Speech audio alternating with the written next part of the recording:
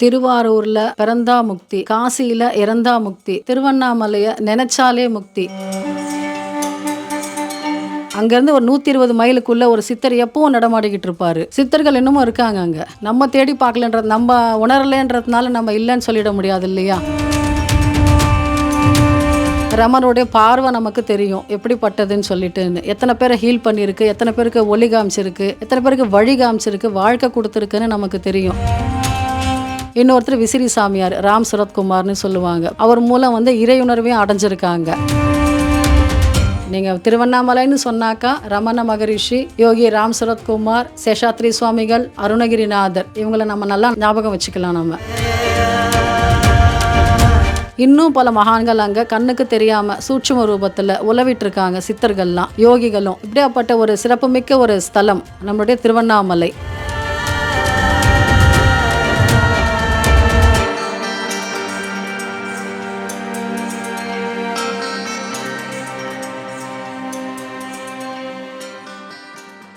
திருவாரூரில் பிறந்தா முக்தி, காசியில் இறந்தா முக்தி, திருவண்ணாமலையை நினைச்சாலே முக்தி. கால் பட்டாலே, பாதம் பட்டாலே நம்மளுடைய பாவங்கள்லாம் விலகி ஓடும், எரிஞ்சு போயிடும்.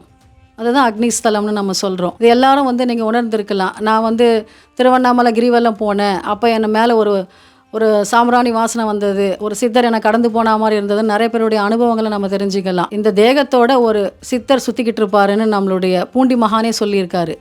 அங்கேருந்து ஒரு 120 மைலுக்குள்ளே ஒரு சித்தர் எப்பவும் நடமாடிக்கிட்டு இருப்பார். சித்தர்கள் இன்னமும் இருக்காங்க அங்கே. நம்ம தேடி பார்க்கலன்றது, நம்ம உணரலைன்றதுனால நம்ம இல்லைன்னு சொல்லிட முடியாது இல்லையா? இருக்காங்க, இன்னமும் இருக்காங்க. நம்ம தேடி பார்க்கல, நம்மக்கிட்டேருந்து மறைஞ்சு போய் அவங்க உட்காந்துட்ருக்கலாம். ஏதாவது ஒரு பாதாளத்துலேயோ இல்லை வேறு எங்கேயாச்சுமே கூட தன்னுடைய தேகத்தை மறைச்சிக்குவாங்க. ஏன் ரமணரே அவருடைய அனுபவத்தில் சொல்லியிருக்காரு, நான் மலைக்கு மேலே போயிட்டு நான் தியானம் பண்ணேன், அப்போது ஒரு சித்தரை நான் பார்த்தேன், அவர் தியானம் பண்ணிட்டு இருந்தார். நீங்கள் கேட்கலாம், நீங்கள் ஏன் கீழே இறங்கி வரமாட்டேன்றீங்க அப்படின்னு. பக்தர்கள் தொந்தரவு கொடுக்குறாங்க, மக்களுடைய தொந்தரவு அதிகமாக இருக்குது, எனக்கு தியானத்துக்கு இடையூறாக இருக்குதுன்னு சொல்லிவிட்டு அவர் அங்கேருந்து அப்படியே மறைஞ்சிட்டாருன்னு சொல்லுவார். அவரும் பார்த்துருக்காரு, அவர் பார்த்த உண்மை தான் அது, அனுபவம் தான் அது. ரமண மகரிஷி வந்தார் திருவண்ணாமலைக்கு. வரும்போது சின்ன பிள்ளை கையில் காசு வச்சுட்டு இருந்தார். ஒரு டிக்கெட் எடுத்துகிட்டு வந்தார், ஊரில் இறங்கினார். இறங்கிட்டு மீதி காசு, எனக்கு எதுக்கு காசு, சிவன் அடையிறதுக்கு எனக்கு எதுக்கு காசு, தூக்கி போட்டுட்டார். தலையை மொட்டை அடிச்சுக்கிட்டாரு, உக்காந்தார். உக்காந்து சாதாரணமாக ஒரு கோவிலில் உக்காந்துக்கிட்டு அவர் தியானம் பண்ணார். அப்போ இடையூறு இருந்தது. எப்படின்னா, சின்ன பசங்கள்லாம் கூடி நின்றுக்கிட்டு கல் மேலே எரிஞ்சாங்க, விட்டு பைத்தியம்னு சொன்னாங்க, கிண்டல் பண்ணாங்க. அவர் பார்த்தாரு, இது நமக்கு சரிப்பட்டு வராது, நம்ம வேறு எங்கேயாவது போய் பண்ணணும்னு சொல்லிட்டு. ஆனால் அவருக்கு திருவண்ணாமலை பிடிச்சிருந்து, இதுதான் முக்தி தரக்கூடிய தலம்னு அவர் முடிவு பண்ணிட்டார். அங்கேருந்து போகணும்னு அவர் நினைக்கல.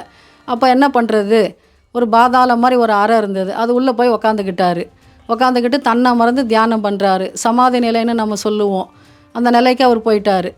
அப்போ என்ன ஆச்சுது, உடம்புல என்ன ஊறினாலும் தெரியலை. ஒரு மேலே ஒரு எறும்பு ஊறினாலோ, ஒரு கரையான் ஊறினாலோ, ஒரு பூச்சி மேலே ஏறினாலும் அவருக்கு என்னன்னு தெரிய மாட்டேங்குது. தன்னை மறந்து உக்காந்துடுறாரு. இப்போ உக்காந்துட்டு இருக்கும்போது கரையான்லாம் அரிச்சிருது அவருடைய பாதங்கள்லாம், அவருடைய மேலெல்லாம். அப்போ அவர் சேஷாத்ரி சுவாமிகள் வராரு, பார்க்குறாரு, தன்னுடைய உணர்வு மூலமாக உணர்றாரு, இங்கே ஒரு மகான் பாதாளத்தில் உட்காந்துக்கிட்டு தியானம் பண்ணிகிட்ருக்காரு, அவரை நம்ம வெளி உலகு கொண்டு காண்பிக்கணும், அவரை காப்பாற்றணும்னு நினைக்கிறாரு. ஏன்னா விட்டால் கரையாக அரிச்சிடும், அதனால். சரி, அப்போ கூட இருக்கிறவங்கள கூப்பிட்டு சொல்கிறாரு, இந்த மாதிரி இங்கே ஒரு பிள்ளை உட்காந்துட்டுருக்காரு, அந்த பிள்ளையை கரையாக அரிச்சிட்ருக்கு, வெளியே எடுங்க, அவரை காப்பாற்றுங்கன்னு சொல்கிறாரு. அதன் மூலம் ரமண மகரிஷி உலகுக்கு தெரிய வராரு. ரமனுடைய பார்வை நமக்கு தெரியும் எப்படிப்பட்டதுன்னு சொல்லிட்டுன்னு. எத்தனை பேரை ஹீல் பண்ணியிருக்கு, எத்தனை பேருக்கு ஒளி காமிச்சிருக்கு, எத்தனை பேருக்கு வழி காமிச்சிருக்கு, வாழ்க்கை கொடுத்துருக்குன்னு நமக்கு தெரியும். ஸோ அவரை நம்ம மிஸ் பண்ணியிருந்திருப்போம். சேஷாத்ரி சுவாமிகளுக்கு நம்ம நன்றி சொல்லணும். ஏன்னா அவர் காண்பிக்கலைன்னு சொன்னாக்கா ரமணர் நமக்கு தெரியாமே போயிட்டுருக்கோம். ஸோ அவர் பெரும்பான்மையாருக்கு தெரிஞ்சு போயிடுது. இன்னொருத்தர் விசிறி சாமியார், ராம் சரத்குமார்னு சொல்லுவாங்க. பெரும்பாலானவங்க அவரை அறிஞ்சிருப்பாங்க. அவர் மூலம் இறையுணர்வையும் அடைஞ்சிருக்காங்க. எழுத்து சித்தர் பாலகுமாரன், எல்லாரும் அறிஞ்ச பேர். அவருக்கு அந்த பட்டம் எப்படி கிடச்சது, தன்னுடைய குரு விசிறி சாமியார் ராம் சரத்குமார் யோகி, அவருடைய ஆசீர்வாதம், அதனால் அவருக்கு அந்த பேர் கிடச்சிது. அவரே சொல்லியிருக்காரு, நான் எழுதலை இந்த கதைகள்லாம், இவ்வளோ இறை உணர்வோடு என்னால் எழுத முடியாது, பக்தியோடு என்னால் எழுத முடியாது, இந்த வார்த்தைகள் எப்படி வந்தது, எப்படி ஃப்ளோவில் கரெக்டாக வர முடியும் நமக்கு. அப்போ அவர் சொன்னார், நான் எழுதலை, என்னுடைய பேனா நடுவில் என்னுடைய குருநாதர் யோகி ராம் சரத்குமார் எழுதியிருக்காரு, அவர் தான் நின்று இருக்காரு, என்னை அவர் தான் இயக்கிக்கிட்டு இருக்காருன்னு சொல்கிறாரு. தன்னுடைய எழுத்துக்கள் தன்னுடையது இல்லைன்னு சொல்லிட்டாரு. தன்னுடைய குருநாதர் மூலமான அனுகிரகம்னு சொல்லிட்டு போயிட்டார் அவர். அது மாதிரி விசிறி சாமியாரை நீங்கள் சொல்லிக்கலாம். சேஷாத்ரி சுவாமிகள் சொல்லலாம். ரமண மகரிஷி சொல்லலாம். திருப்புகழ் படைத்தவர் அருணகிரிநாதர். அவரை தொடாமல் நம்ம கடந்து போக முடியாது எந்த இறையுணர்வுக்கும். அவருக்கு தொழுநோய் வந்துருச்சு. இதுக்கு மேலே வாழ பிடிக்கல. இதுக்கு மேலே இந்த உடம்பை வச்சுக்கிட்டு நம்ம வாழணுமான்னு முடிவு பண்ணார். நம்ம கிளம்பி போயிடுவோம் இந்த உலகத்தை விட்டுன்னு முடிவு பண்ணிவிட்டு மேலேருந்து கீழே விழுந்து இறந்துடலான்னு விழறாரு. விழும்போது தன்னை மறந்து முருகான்னு கத்திடுறாரு. முருகர் வந்து பிடிச்சிடுறாரு. பிடிச்சிட்டு அவருடைய நாக்கில் ஓம்ன்ற பிரணவத்தை எழுதுறாரு. அதன் மூலம் அவருக்கு வந்து பாடல் புனையக்கூடிய சக்தி கிடைச்சது. தானாக எழுதலை, முருகனோட ஆசீர்வாதத்தினால எழுதினார். பல திருப்புகழ்களை எழுதினார் அருணகிரிநாதர். நம்ம மறக்க முடியாத ஒரு மகான். அவருடைய வாழ்க்கை நமக்கு பெரிய பாடம் தானே. கெட்டு போயிட்டால் வாழ முடியாதுன்னு நினைக்கிறோம். ஆனால் வாழ வைக்க முடியும்னு காண்பிச்சார் முருகர். என்ன கொடுத்தாரு? அவருக்கு அருளை கொடுத்தாரு. பாடல் புனையக்கூடிய சக்தியை கொடுத்தாரு. எழுதினார். வரலாற்றில் நீங்காத இடம் பெற்றிருக்கார் அவர்.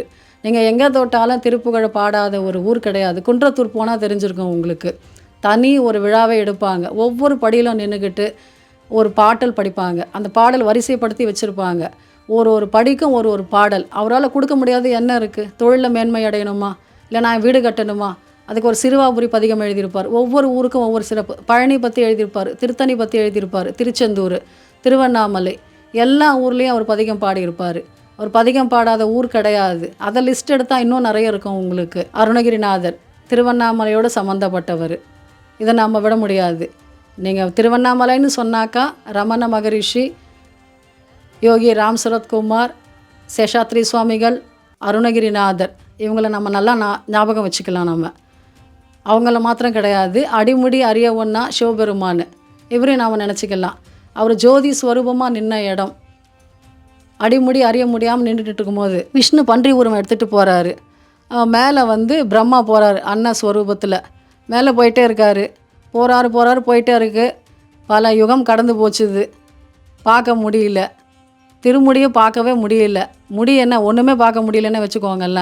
போயிட்டே இருக்கார் அவர் பாட்டுன்னு ட்ராவல் பண்ணிவிட்டு. போயிட்டே இருக்கும்போது ஒரு தாழம்பூ வந்து கீழே மொல்லமாக விழுந்துட்டு இருக்கும்போது கேட்குறாங்க, என்ன எங்கேருந்து வர அப்படின்னு. நான் இந்த மாதிரி சிவனோட திருமுடியிலேருந்து நான் கீழே விழறேன் அப்படின்னு சொல்லுது அது. சரி, எத்தனை யுகமாக விழுந்துட்டுருக்கேன்? எனக்கே தெரியாதுப்பா, ரொம்ப நாளாக விழுந்துட்டுருக்கேன், நான் ரொம்ப யுகமாக விழுந்துட்டுருக்கேன் அப்படின்னு சொல்லுது. சரி, எனக்கு ஒரு பொய் சொல்ல முடியுமா அப்படின்னு. என்னன்னு? சிவபெருமான்கிட்ட நான் கூட்டிகிட்டு போகிறேன்.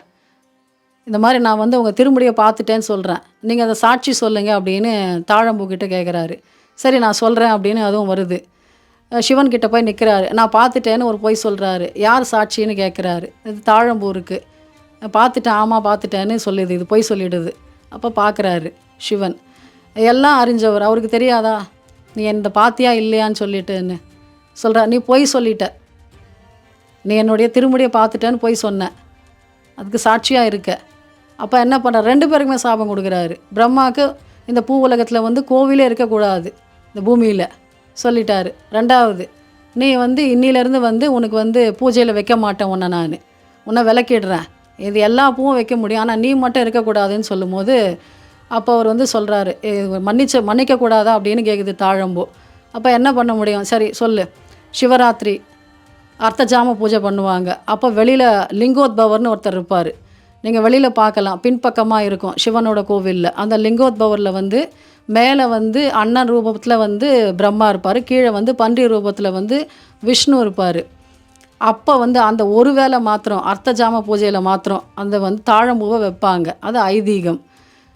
இது வந்து தாழம்பூக்கு கொடுத்த ஒரு சிறப்பு. ஏன்னா விலக்கிட்டாலும் அவர் வந்து கருணையோட திரும்பவும், சரி என்ன பண்ணுறது, ஏதோ தப்பு பண்ணிட்டேன் தெரியாமல், பொய் சாட்சி சொல்லிட்டேன், என்ன பண்ண முடியும், சரி நான் சேர்த்துக்கிறேன் ஒன்று அப்படின்னு சொல்லிட்டு சேர்த்துக்கிட்டார். அப்போ லிங்கோத்பவரோட மேனியில் அதை சாத்துவாங்க. அர்த்தஜாம பூஜையில் ஒரு பூஜை வந்து 5 காலமும் பூஜை பண்ணுவாங்க சிவராத்திரி அப்போ அந்த ஒரு பூஜையில் மட்டும் அதை வந்து சேர்த்துக்குவாங்க. பிரம்மாவுக்கு கொடுத்தது தான். ஏன்னா வந்து ஒரு படைப்பு கடவுள் வந்து தவறு பண்ணக்கூடாது, அவருக்கு மன்னிப்பு கிடையாது. சாட்சி கொடுத்தவருக்கு மாத்திரம் ஒரு மன்னிப்பு, ஆனால் இவருக்கு கிடையாது. அப்போ சிவஸ்தலத்தில் இது ஒரு சிறப்பு. லிங்கோத்பவருக்கு அர்த்தஜாம பூஜையில் தாழம்பூ சாத்துவாங்க. இது நடந்தது திருவண்ணாமலையில். இது சிறப்புமிக்க பூமின்றது. இதை விட வேறு என்ன அத்தாட்சி வேணும் நமக்கு? நமக்கு தெரிஞ்சது வந்து ரமண மகரிஷி, அருணகிரிநாதர், சேஷாத்ரி சுவாமிகள், யோகி ராம் சரத்குமார், இப்படிப்பட்ட மகான்கள் மட்டும்தான் வாழ்ந்துக்கிட்டு இருக்காங்களா? இன்னும் பல மகான்கள் அங்கே கண்ணுக்கு தெரியாமல் சூட்சும ரூபத்தில் உலவிட்டுருக்காங்க, சித்தர்கள்லாம், யோகிகளும். இப்படியாப்பட்ட ஒரு சிறப்புமிக்க ஒரு ஸ்தலம் நம்மளுடைய திருவண்ணாமலை. அந்த திருவண்ணாமலையை பற்றி நம்ம இப்போ இது மட்டும்தான்னு கிடையாது, இதுக்கு மேலேயும் நிறைய சிறப்பம்சங்கள் இருக்குது. நம்ம சொன்னது ஒரு சிறு துளி தான், பெருவெல்லம் அங்கே இருக்குது. இதில் நம்மளுடைய தேவாரம் பாடின திருஞான சம்பந்தர் ஒரு தேவார பதிகம் எழுதியிருப்பார். உண்ணாமுலை உமையாலோடும் உடனாகிய ஒருவன் பெண்ணாகிய பெருமான்மலை திருமாமணி திகழ மன்னார்ந்தன அருவித்திரள் மழலை முழவதிரும் அண்ணாமலை தொழுவார்வினை வழுவா வண்ணம் அருமே. என்ன சொல்கிறார் அந்த பாட்டில் அவர்? திருவண்ணாமலையை நினச்சா உங்களுடைய செஞ்ச பாவங்கள், இன்னும் செய்ய போகிற பாவங்கள் எதுவாக இருந்தாலும் அழிஞ்சு போயிடும்னு அவர் ஒரு அத்தாட்சி கொடுக்குறாரு. நம்ம நினச்சோம் அருணகிரிநாதர் மட்டும்தான் நினச்சாரா, ரமணர் மட்டும்தான் இருக்கிறாரா? அப்படி கிடையாது. தேவாரம் பாடின நம்மளுடைய திருஞான சம்பந்தர் அவரும் இந்த ஒரு வரி கொடுத்துருக்காரு தேவார பதிகத்தை. இப்படிப்பட்ட சிறப்புமிக்கது நம்மளுடைய திருவண்ணாமலை ஸ்தலம். திருக்கார்த்திகை தீபம் மாத்திரம் கிடையாது, நீங்கள் எப்போ நினச்சாலும் முக்தி தரக்கூடிய தலம் திருவண்ணாமலை. மகான்கள் யோகிகள் வாழ்ந்து கொண்டிருக்கும், சித்தர்கள் வாழ்ந்து கொண்டிருக்கும் பூமி திருவண்ணாமலை. அண்ணாமலைக்கு அரோகரம்.